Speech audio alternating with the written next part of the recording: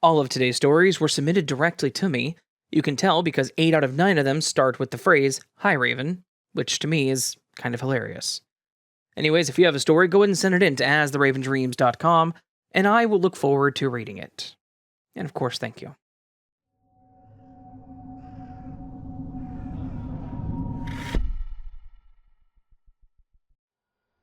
Hi Raven.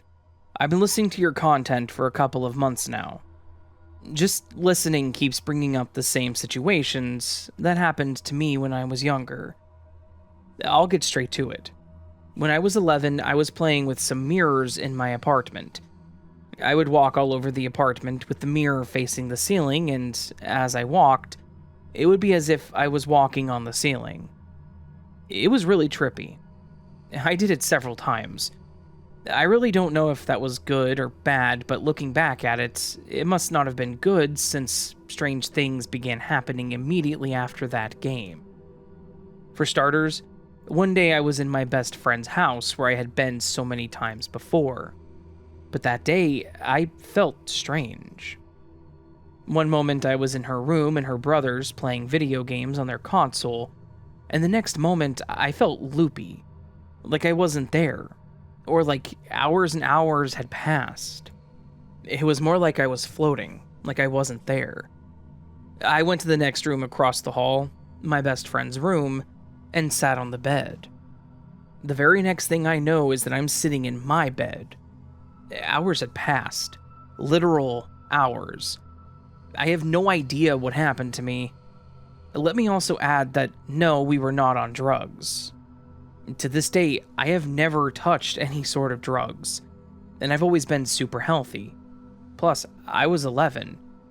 Neither her nor her brothers did drugs. Their parents were in the house. It was a regular school day.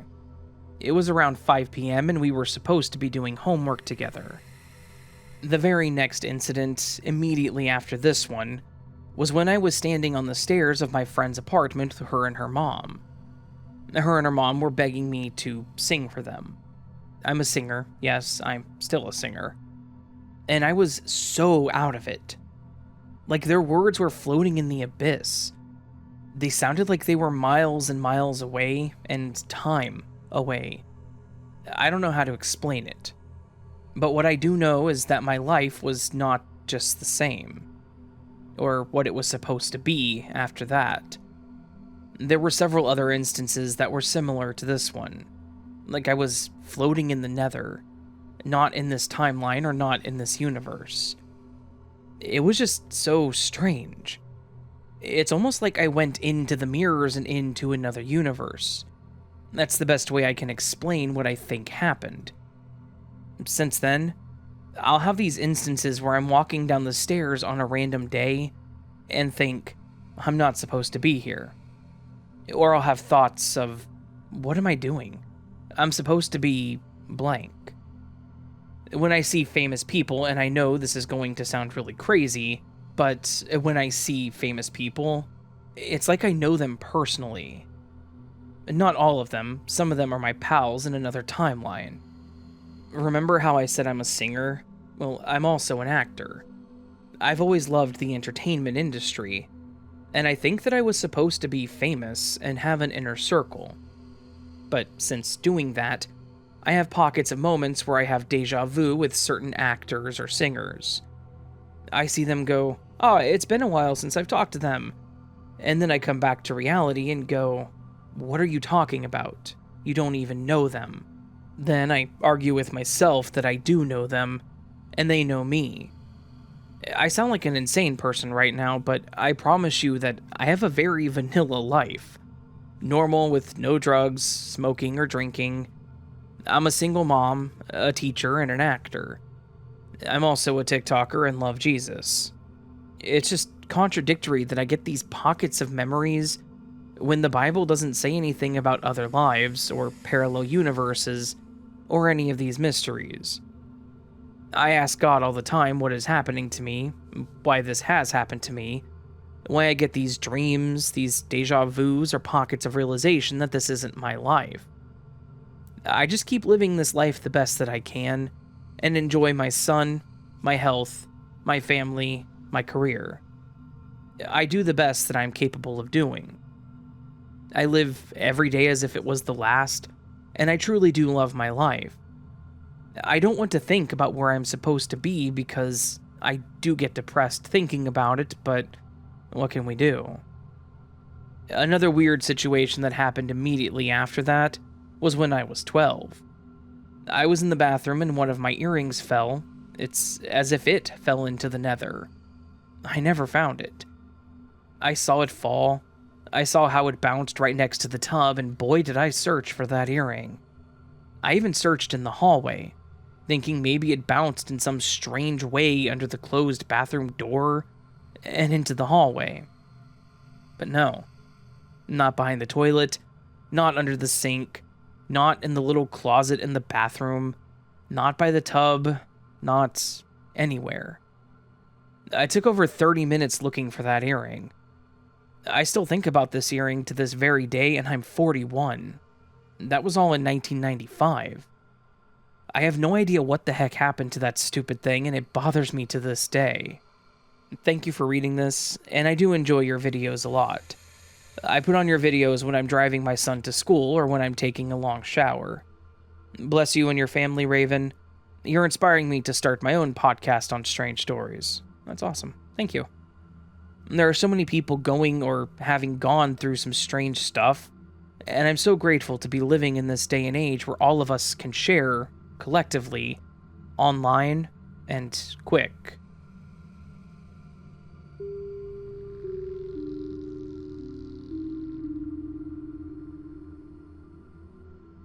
Hey Raven, I'm a recent discoverer of your channel, which is a fantastic listen. Your glitch stories have had me considering a question that has bothered me for over 30 years. I'm not really a believer in simulation theory, but I believe there are oddities out there that we can't deny. The following story is one that I largely want to dismiss as one of those misremembered events of childhood, but more recent details don't fully support that either. The tale involves a set of toy stuffed kittens. As a child, my mom received a toy cat family set. A mother cat with 3 stuffed kittens in a basket. It's a beautiful set of quality workmanship and thus entered the realm of heirloom. When I was a kid, she passed the set on to me. With one error. She had lost one of the kittens in her childhood. I didn't mind. I was a kid. I loved the toy set that I had, and played with the mother cat and 2 kittens. And then, I distinctly remember this. I went to grab something under my bed, and found a stuffed kitten. It matched the set exactly. The aging, the distinct craftsmanship. This was not a set that could be replaced. So, for several years, I had the full set. I recall thinking my mom's story of losing the 3rd kitten as a child didn't make sense, because I had found the kitten in my room, in a different home than my mom's childhood home. And then one day that kitten disappeared from its basket. It was at a point where the set had become nothing but decor in my rooms, so it wasn't like I lost a plaything, but it was odd. A few years ago, I asked my mom about the cats. She swears the 3rd kitten had been lost when she was a kid. She doesn't ever remember seeing the 3rd kitten in my room. Here's the kicker. The set is still in my parents' home, and recently the 3rd kitten has reappeared. No one can explain it. I suppose this could be nothing more than false memories of events, or even some elaborate practical joke, but it's been a lifelong oddity to me.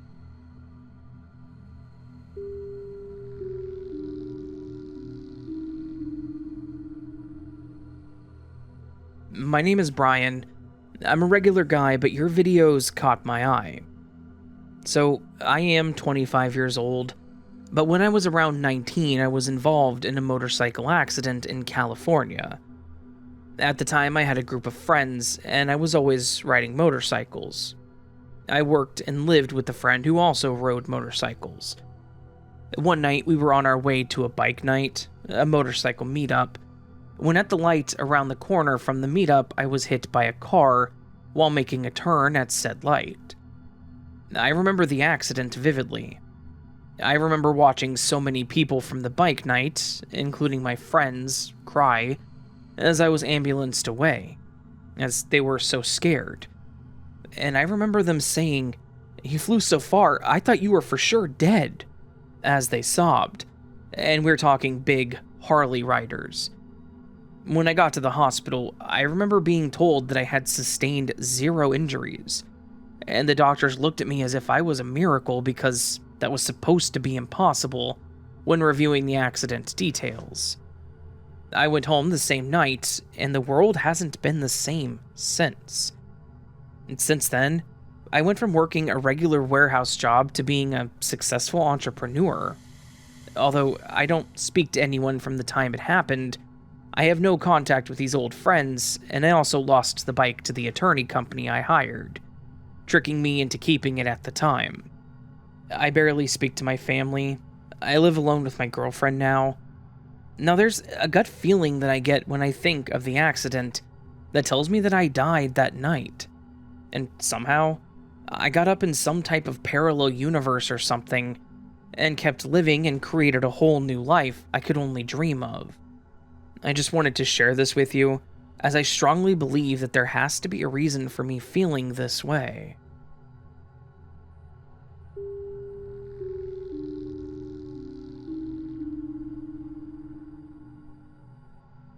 It was the early 70s, and I was in my early 20s.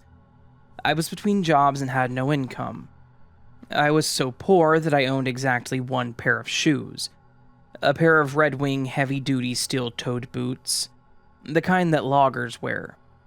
I had saved up for my last job to buy these boots, spending the last of my money on them. My mom had died of cancer 2 years prior, a long and painful death. My dad was not functioning well. He did not approve of my lifestyle, and eventually he kicked me out of the house for my hippie ways. I was lost and overwhelmed with grief. I didn't know what to do, or even where to go. So, I took my dog and hitchhiked with the pack and my dog around my home state of Oregon, picking up random jobs as much as I could. Somehow, and at this point, I cannot even recall how, I ended up on the Central Oregon coast where I still live today. Regardless, I found myself in a living situation with a group of guys who had a house that they were taking care of that included a shed with 7 goats. The guys were okay, but a bit odd, and I didn't want to live in the house with them. So, I fixed up the loft of the 2-story goat shed. There was a downstairs room and an upstairs loft where I slept. The goats were separated in another section of the shed. You had to climb up a ladder to get into the loft. It was an odd time, and there were multiple cults in the area awaiting a spaceship to come pick them up, so I made sure that I installed a lock, and each night that I locked the door. One of these cults was called The Two. Some folks I knew sold everything and went to get on said spaceship. So, for this and other reasons, I was careful about making sure that door was, in fact, locked tight. Those people are actually still around, since the spaceship never did arrive. Each night, with the dog sleeping downstairs by the wood-burning stove, I climbed up the ladder to my sleeping platform, took off my boots and my clothes, setting them right by my bed. A foam mattress and a sleeping bag. This night was the same as all the others. I took off my boots and clothes and went to sleep. I am and have always been a light sleeper, and this night was no different, though I slept through the entire night. The next morning, I woke up and put my clothes on and went to put on my much-needed and well-loved boots. What I saw still has me wondering after all of these years. The right boot, from the end of the lace section to the end of the boot, was cleanly cut off through the metal, exposing all of my toes with the soles intact. It was a clean cut, like a laser straight through steel. Only lasers weren't really available at that time. The entire piece was not just gone, but missing. I searched high and low and all over for that piece of my shoe, but was never able to find it. It had vanished. I had to walk around with the duct tape end of my shoe. I asked around, but no one had heard or seen anything out of the ordinary. My dog had not barked, and the goats did not make any noise like they usually did if they heard something. To this day, I do not know what happened. It is almost impossible that someone could have broken the lock into the shed, climbed the ladder to my sleeping platform, and cut through the metal of the end of my shoe without waking me up. And what would have been the point? No one in the house had any idea what happened, and I had to answer why I had a half duct tape boot for months. I'm now 73 years old, and my wife and I still ponder how this could have happened. Was I abducted? I have no memories and no clues on what could have happened. Does anybody have any ideas?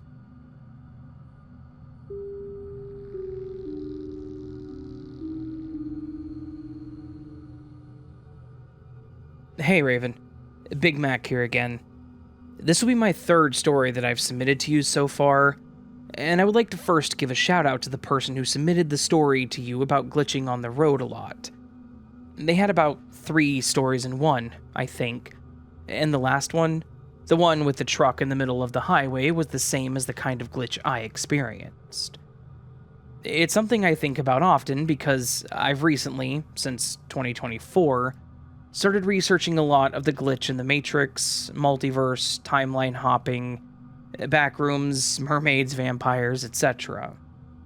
Just from a lot of different experiences in life and stories I've heard from other people that were either pretty similar or just unbelievable that it's actually believable. Because don't they always say the truth is stranger than fiction? So basically, as I fell down this rabbit hole, I stumbled upon you, and I've been listening to your podcast ever since. I'm so grateful to have found your channel. I'm grateful that you found it too. Anyway, here's my story. I'm from Alabama in the USA, as I'd like to start off by saying. I can't remember where the submitter was from or if they even mentioned it, but I do know you have several people from all over the globe that submit. And I'm not even sure if location is a factor in glitches or not, but this is my location as of the time of the glitch. At the time, I drove a black/grayish, depending on how well your vision is, car. With my glasses, it was blackish. Without it was a blurry gray. Not that it matters, but it was a 2000 Jeep Cherokee. I would like to start by saying that I know exactly what the submitter meant by not being able to see the road when you're driving in certain cars, depending on the size of the car. You usually either see the one car directly in front of you, or the big transfer trucks. I had my daughter in September of 2013. I think she was almost a year old, or just a little over a year old when this happened, just to give you a time frame as well. So, 2014. Her dad and I packed up the car to go on a little ride to visit his sister in Montgomery. So naturally, we had to get on the interstates to get from our location to hers. I fed my daughter right before we left because, at the time, I was breastfeeding. And the trip was about an hour, so I didn't want my chest to fill up or get sore on the ride. Plus, I didn't want her to get cranky. So I killed 2 birds with 1 stone, basically. We left early in the day, enough to get there in a reasonable time to go out and do things that she wanted to show us, and places that she wanted to take us. Overall, it was a great trip and we had a great time. So let me cut back a second just to state that the fact that the drive up there was totally normal. Nothing felt off. Nothing strange happened, nothing felt glitchy at all. But the ride back to Montgomery was 85% of the time the complete opposite from the drive up. I have 2 or 3 other stories, so if you'd like to hear, I can definitely submit more of my Montgomery road trip madness collection as well. Well, on the ride back, it was still a little daylight, which was really good because, as I mentioned earlier, the color of my car depends on if I have my glasses or not. So, clearly, I can't see well at night, which is why it was good that we were able to leave in enough time to make it back before complete darkness. As we're coming back through, we pass Shorter and Tuskegee. to give you a sense of where about this glitch happened.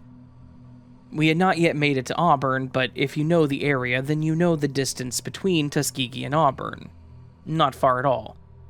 So between the two towns, I felt a little anxious. I just couldn't put my finger on it. My boyfriend at the time, my daughter's dad, said maybe it was because I couldn't see at dark, and as we reached Tuskegee, the sky began to darken for the night. Maybe it was that, or maybe I felt the tension in the air from what was about to soon happen, but for some reason, I could not shake this feeling. Now, before you guys wonder, why didn't he just drive if I couldn't see at night? Well, he would've, but I had to teach him to drive. He didn't know how at the time.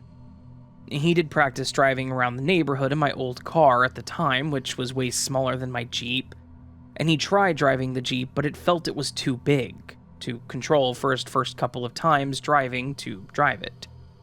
So he didn't drive until after we split. I was always the designated driver. So back to the story.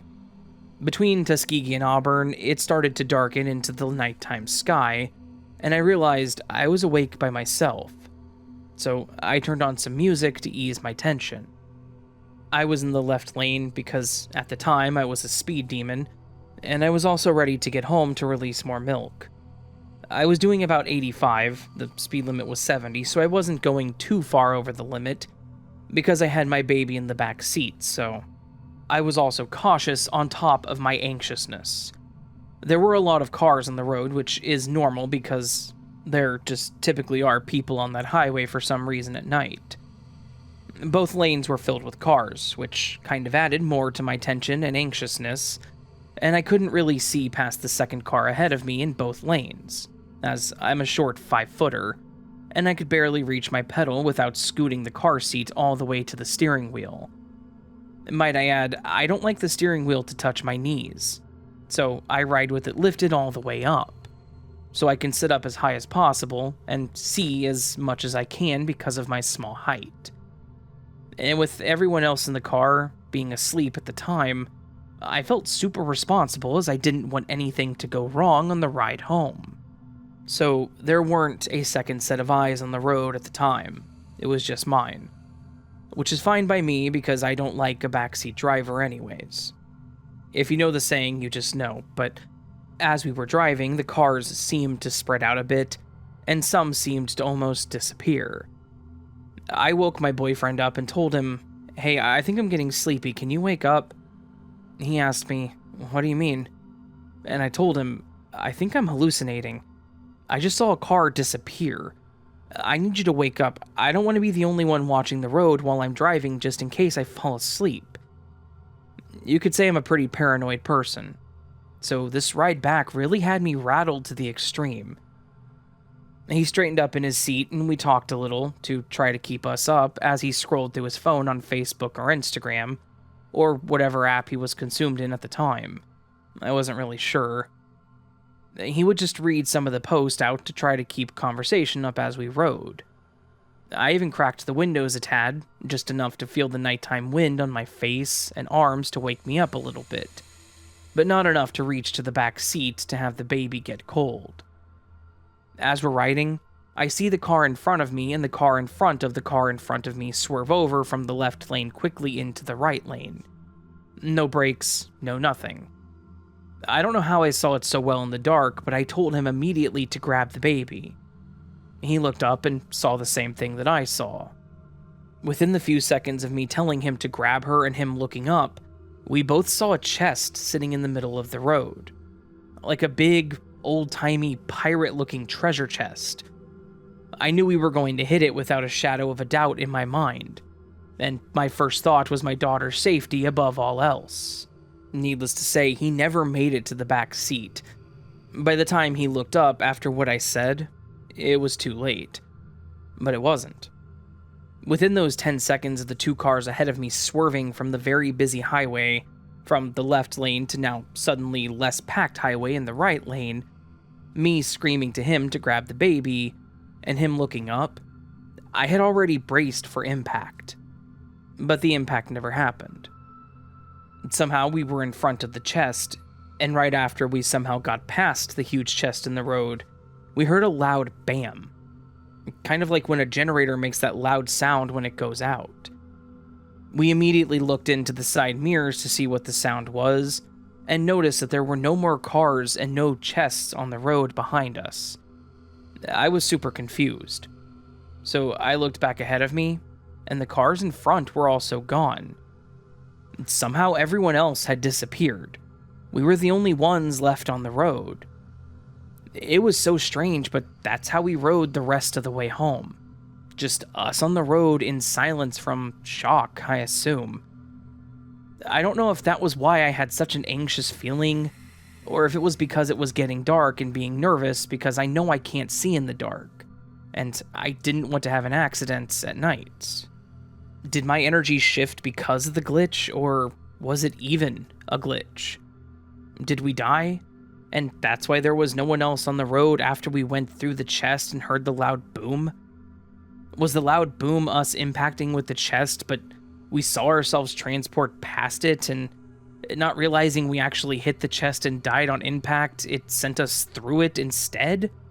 And did we hear the crash of our own death moments right after? And was that the reason everyone else vanished so quickly? I don't know what to call it, but it definitely felt like one of the glitches that's left me wondering if I jumped timelines. Also, I want to add, I honestly believe that either I died and jumped, and my family survived without me, or we all died and all went to separate timelines. Because after that day, my boyfriend was never the same. He was always mean. He brushed me off all the time, and he was very distant. But before that, he was perfect. He was so sweet, and he adored me and my daughter. He was affectionate and clingy. He was the perfect person. I don't know who he was after that, but he wasn't the same. So I'm left wondering all the time, did I die that night? Did we all die that night? Is that why he was so different after then? And was it just a glitch, or did we timeline jump? Did I jump alone? Am I in the wrong timeline? It's safe to say after he changed drastically, we split up not too long after that. I'm confused because of the whole situation. I kept thinking back to that night, because I know for a fact he wasn't the same person I once knew. He was my very first relationship, and I knew him since the 9th grade. We were going to get married, and now it was like after all that, it all changed that night. I haven't gotten along with him since. I think Montgomery is just not a place I would like to visit anymore, and these glitches are why.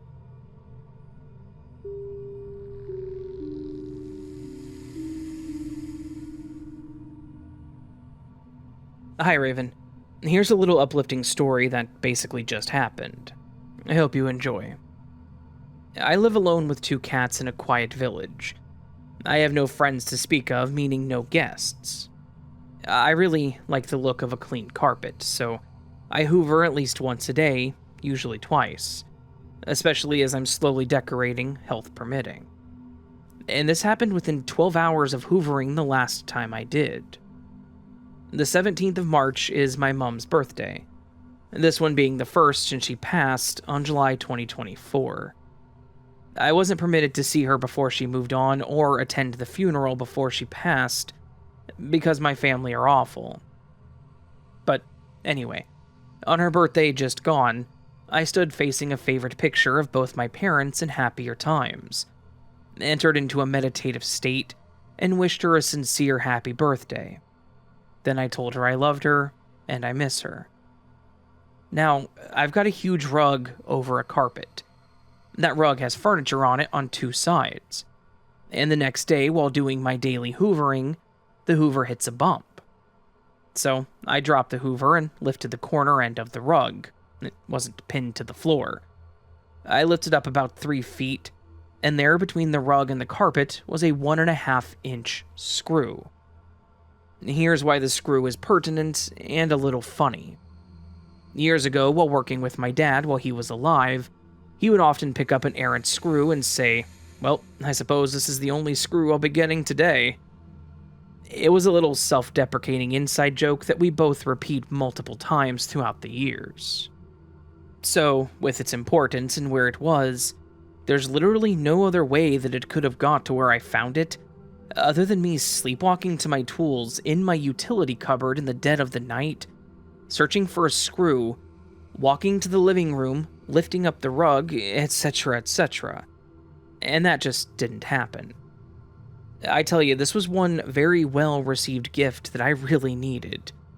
But it's just one story of many that confirms to me, at least, the reality of an afterlife. Again. Oh, and to add even more weirdness to it, just now while trying to replicate finding it for a video, the Hoover was gliding over the little bump under the rug, and the only way I was able to get the shot that I wanted, and it's to the point where the Hoover actually hit and stopped originally, was to put the screw under the rug vertically, with the sharp end pointing up, which I can tell you was not easy to do. I just want to say, thinking about it, this is only one of many instances of confirmation of an afterlife that I've been lucky enough to relieve, and please, if you're feeling lost, and deep in those feelings of loss while grieving for a loved one, please know that they are right there with you, waiting for you to be happy enough to say, TTFN. Thank you for reading, and I wish you all a lovely day, or evening, wherever you are.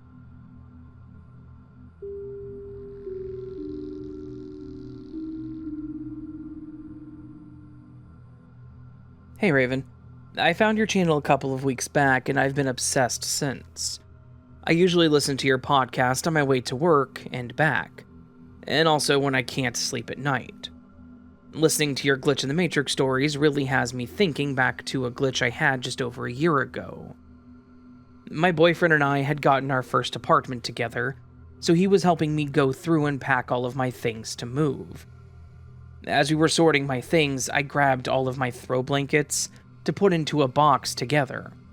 And in those blankets was one that was pretty special to me, because I got it from my school for graduating the year of 2018. It's a royal blue blanket with my school name and the year that I graduated printed on it. I've had this blanket for a few years now, and it has came with me through multiple moves. When finding it, I showed it to my boyfriend and realized that the date printed on this blanket was not the same. It said my high school name, but the year was 2016 and not 2018. I froze for a minute trying to rationalize why it would have a different date printed on it. I thought, well, maybe I accidentally switched with my sister. I even called her and asked her if she still had that blanket and if hers said 2018. She told me that she had gotten rid of hers a long time ago, and even if she didn't, that she graduated in 2014. I was kind of freaked out after this, because thinking back, I know that my blanket said 2018 on it, and that it has been in my possession since I got it. My boyfriend even thought it was super weird, and we still talk about it to this day. Was this a glitch, or what else could have happened?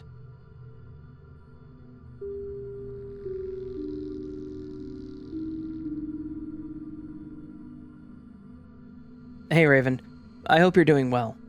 I have a glitch story for you. At least, it's in the realm of glitch, I think. When I was a kid, probably 6 or 7, I had a habit of sitting up in bed and reading by the moonlight, or just staring at it until I passed out. Well, one night, I was sitting up as usual, just looking at the moon. It seemed brighter than usual. Like, so bright that I could see everything in my room clearly. I just sat there staring, and I felt like I could see every detail of the moon. I felt like I may have been looking at it for 5 minutes tops. I remember blinking, just blinking, and I didn't fall asleep. I was sitting up in the same position, not even leaning on the wall for Christ's sake, but when I opened my eyes, it was bright and sunny. A perfectly blue and sunny spring morning. I didn't feel like time had passed. I didn't feel well rested or even groggy from just waking. It felt like just a second. I was still ready to go to bed, and all I wanted to do was wish the moon good night. I didn't even feel like I had been frozen in place for hours. I wasn't sore. I just can't explain what happened. I had to have fallen asleep, but it just didn't make sense. Nothing about it felt right. It is still stuck with me to this day, and I haven't experienced anything like it since. I just wish I knew what had happened.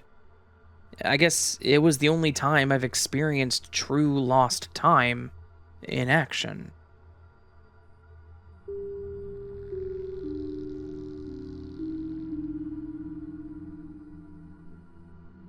Hi, Raven. I have a short glitch in the Matrix story for you.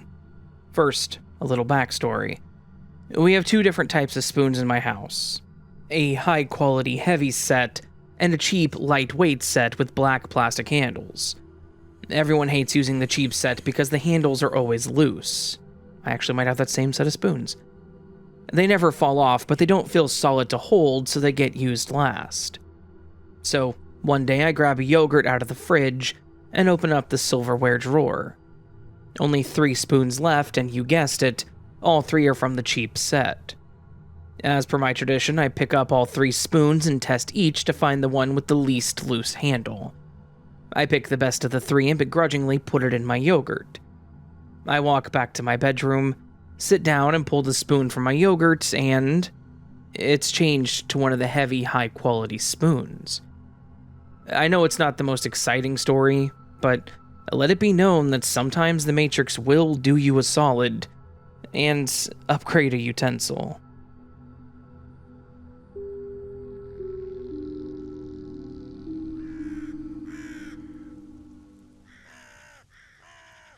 So that, my friends, was a collection of some glitch in the Matrix stories, another collection, the 200-some-odd collection. Have to check my calendar to get the actual number. I think it's 235. It is 235. Nice. The 235th collection of Glitch in the Matrix stories, which puts me at having read a very high number of Glitch in the Matrix stories for you all. So, but you all enjoy them. They're all strange and bizarre. All strange and bizarre stories is what I was trying to say, and I just kind of broke there. My mouth did. So. Anyways, hopefully you enjoyed these oddities. I did. If you enjoyed them, please do hit that like button on the video. That helps a lot. Give me the thumbs up there. If you really enjoyed these and want more content like this, well, I do glitch stories weekly and other stories at least 2 times a week, typically, and live streams on Saturday. Consider subscribing. If you subscribe and hit the bell next to it, you'll get notified of whenever I post, which is pretty frequently, so. Yeah, subscribe, bell, like the video. You can join Patreon memberships, get early access to content like this and other things, depending on what you sign up for and how you sign up.